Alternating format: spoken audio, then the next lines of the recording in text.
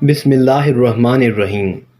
ایک مرتبہ حضرت علی رضی اللہ عنہ کوفے کی جامع مسجد میں تشریف فرما تھے۔ مجمع میں شام سے آیا ہوا ایک مسافر بھی تھا۔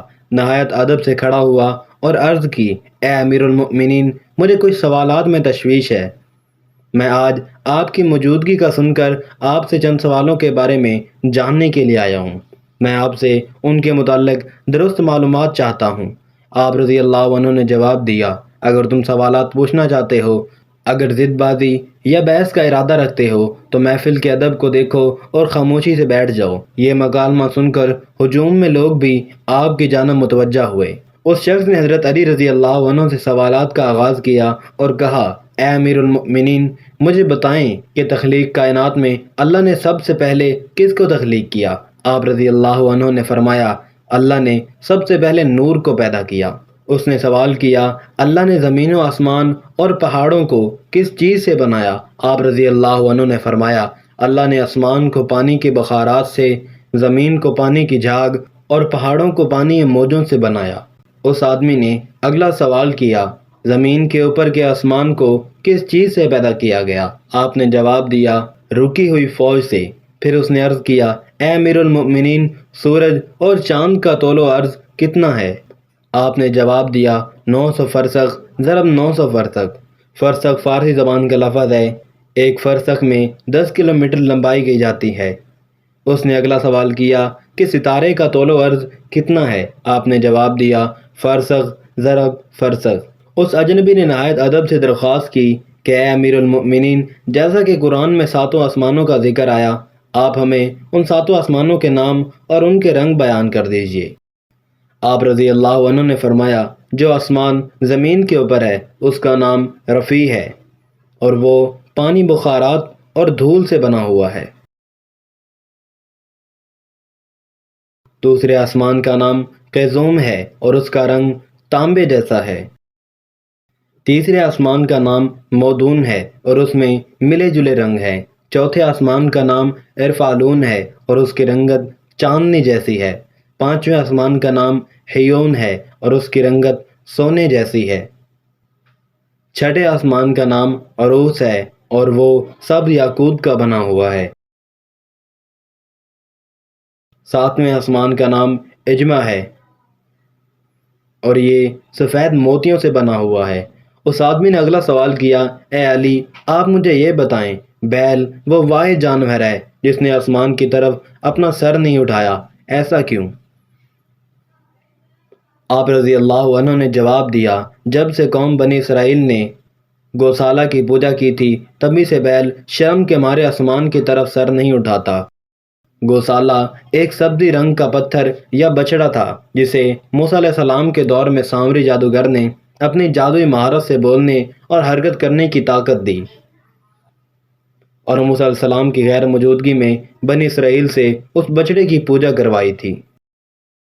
مجمع میں موجود تمام لوگ حضرت علی رضی اللہ عنہ کی حاضر جوابی اور علمی قابلیت سے متاثر ہو رہے تھے۔ شام سے آئے ہوئے مسافر نے اگلا سوال پوچھا، اے امیر المؤمنین، وہ کون سے نبی تھے جنہوں نے ایک ہی وقت میں 2 بہنوں سے شادی کی تھی؟ آپ رضی اللہ عنہ فرمانے لگے، وہ یعقوب بن اسحاق علیہ السلام تھے۔ انہوں نے ایک ہی دن میں ایک ہی وقت میں 2 سگی بہنوں لیا اور راحیل سے نکاح کیا تھا، لیکن اس کے بعد اللہ نے بیک وقت دونوں بہنوں سے نکاح کو اسلام میں حرام قرار دے دیا۔ اس آدمی نے اگلا سوال پوچھا، مد و جزر کیا ہے؟ آپ نے جواب دیا، اللہ نے سمندر پر ایک فرشتہ مقرر کر رکھا ہے، جب وہ سمندر کے پانی میں اپنا پاؤں رکھتا ہے تو مد پیدا ہوتا ہے اور جب نکلتا ہے تو جزر۔ مد و جزر سمندر کے پانی کو خود بخود بلند ہونے اور کم ہونے کے عمل کو کہتے ہیں۔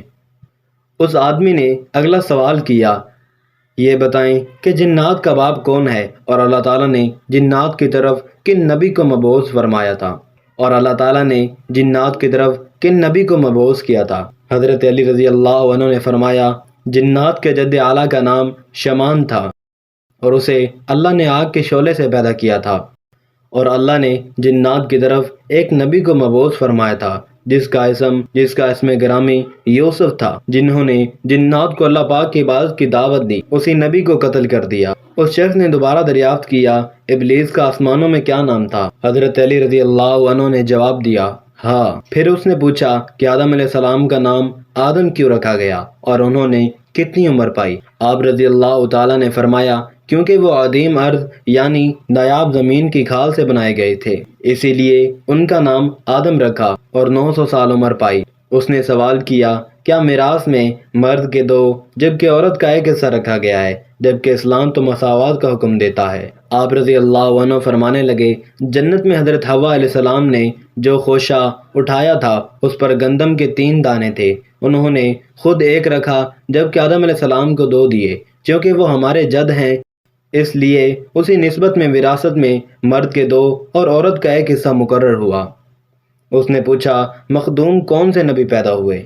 آپ رضی اللہ عنہ نے جواب دیا، اللہ تعالیٰ نے آدم علیہ السلام، ان کے بیٹے شیس علیہ السلام، حضرت ادریس علیہ السلام، حضرت سان بن نوح علیہ السلام، حضرت داؤد علیہ السلام، حضرت سلیمان علیہ السلام، حضرت لوط علیہ السلام، حضرت اسماعیل علیہ السلام، حضرت موسیٰ علیہ السلام، حضرت عیسیٰ علیہ السلام اور حضرت محمد صلی اللہ علیہ وسلم کو مخدوم پیدا فرمایا۔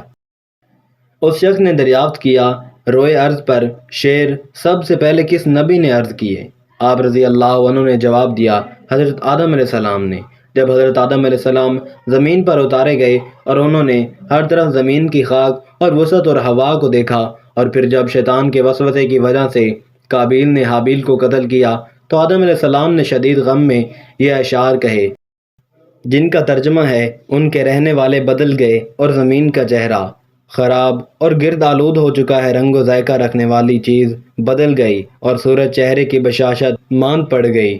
میں اپنے طور و حیات کو باعث غم سمجھتا ہوں، اور کیا زندگی کے خاتمے کی وجہ سے مجھے چین مل سکے گا؟ میں آنسو آخر کیوں نہ بہاؤں؟ حابیل قبر میں دفن ہو چکا اور قابیل نے اپنے بھائی کو قتل کر دیا۔ ہائے غم و حسد، سانولا سلونا بیٹا گم ہو گیا۔ یہ بات سن کر سبھی حاضرین خاموش ہو گئے۔ پھر وہ شام کا شخص پھر بولا، امیر المؤمنین، حضرت آدم علیہ السلام جنت سے نکالے جانے کے غم میں عرصہ روئے۔ آپ رضی اللہ عنہ نے فرمایا، آپ 100 سال تک روتے رہے۔ حضرت نوح علیہ السلام کا اصل نام کیا تھا اور ان کی کشتی کا طول و عرض کتنا ہے؟ آپ رضی اللہ عنہ نے جواب دیا، نوح علیہ السلام کا اصل نام سکون تھا۔ انہیں نوح علیہ السلام کہنے کا سبب یہ تھا کہ انہوں نے 950 برس تک قوم پر نوحہ کیا تھا۔